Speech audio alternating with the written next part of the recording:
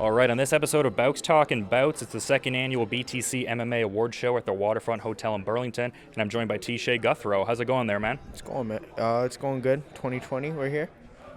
Yeah, and let's talk about 2019 briefly. I mean, great year, great run, all things considered. How would you, characterize the 2019 run overall? It went exactly how I planned. Just a lot of success. I learned a lot about myself, and learned that I have to keep working hard. Just work hard, if anything. So what schedule are you looking at in 2020? Is there a certain amount of fights you want ideally, or kind of just like take it day by day, see what happens sort of deal? No, I always have a plan. I was looking at March, April. Right now I'm looking at March, King of the Cage, Seneca Casino. They threw me a name. I'm waiting on his response. If he says yes, we sign the contract. And then I'm looking at maybe BTC Burlington, see if the right fight comes. And then somewhere down the line, like if they came back to Niagara in November, that would be beautiful. Then that 3 fights this year would be the game plan.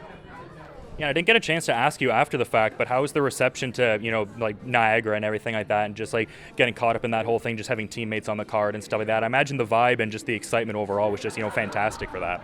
Yeah, it was a great night. We all pulled out the W's, partied hard after, and that's always the fun part. All the stress was gone. We got in there, finished, and we're on to the next one. That's it.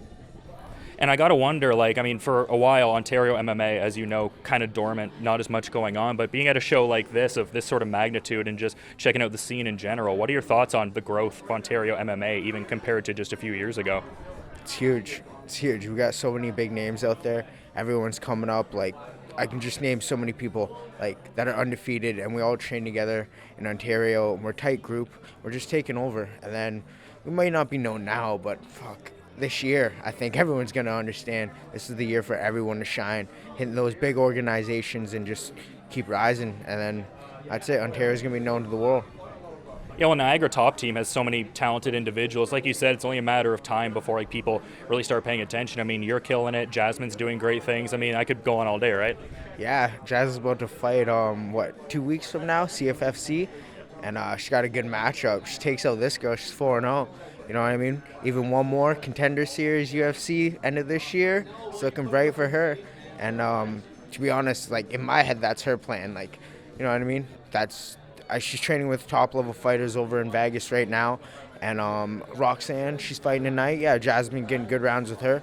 I'm sure Jazz holds her own. She holds her own with me, you know what I mean? Jazz is up there. I think UFC is where she's meant to be, and I think she's meant to be there at the end of this year. Yeah, and you mentioned that training with Roxanne, with her being at Syndicate MMA, but obviously Niagara Top Team, her core gym. Are you going to look to do similar things in the future, like cross-train a little bit while maintaining Niagara Top Team as the core base? Yeah, for sure. I'm just waiting to get paid.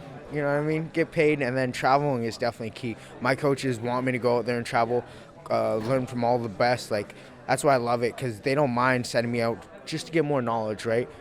Train with the top level guys. That's where I want to go. I'm looking at probably going to Alpha Male sometime, probably not this camp, but probably after this camp.